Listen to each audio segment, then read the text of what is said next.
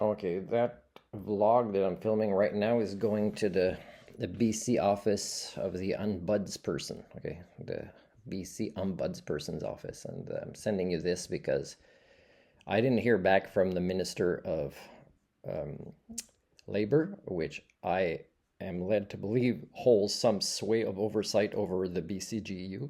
BCGU is a total failure impacting not just me, but many workers and the clientele that they serve under pretty much all categories.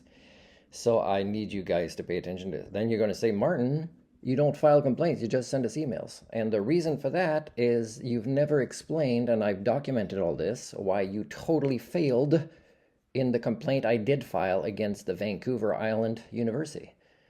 By the way, I just posted about them sending the Halloween email today instead of last week is ridiculous.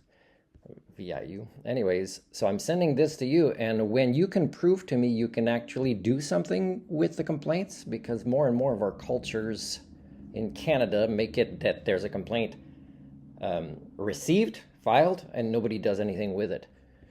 So that, I would have just huge problems with my conscience if I had a career that allowed only for that and a pension. Probably a career that would be BCGU related, I would say. So here, let me read you something here that I've sent to a worker today who doesn't understand that she's my third party with the ministry. She works for the ministry, but because she's in the field and I don't have to go into an office, I send her this, okay? You are one of my third-party administrators, just like the MLA office is. This is my right as per policies. I do not want to even go into any more offices, so I did not appreciate checks going there instead of the amounts being deposited in my accounts. I have been saying this for years. I've had to lose spots I stayed at in campgrounds to travel long distances where the fuel involved for my motorhome was more than the checks themselves. I never got compensated for this poverty creation from the ministry. By the way, I also never got answers back from Sheila Malcolmson, I think is her name, the MLA, Lady Smith and Nanaimo, I think. That, I'm not sure if it'll still be her, but anyways, before when it was her head of this ministry. So you guys need to actually do something ombudsman-like. This is only one of many ignored failures that I have documented at the highest levels over many years. Please talk to your union if you feel like the ministry has your hands tied.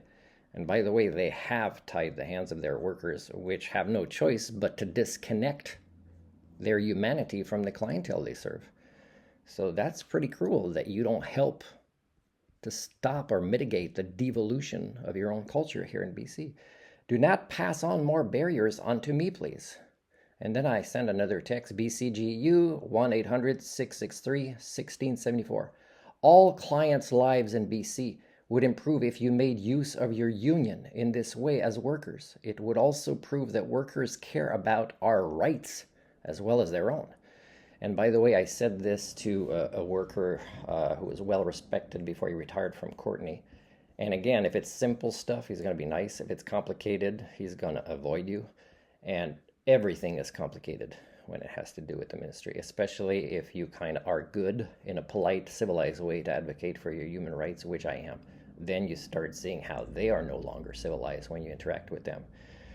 So I said, hey, I'm currently a BCGU union steward. I will go and petition alongside you if you did it. But again, it needs workers that are not developmentally disabled, that can care about not just their own human rights, which they don't, but that of their clientele. Otherwise, they're in the wrong profession. And then I sent a final text to this nice worker who's probably having health issues right now, just working for that ministry. This is not an attack on you. This is me walking the talk for claiming to be a culture repair as a way of life. I still appreciate you, and I want better health for you also.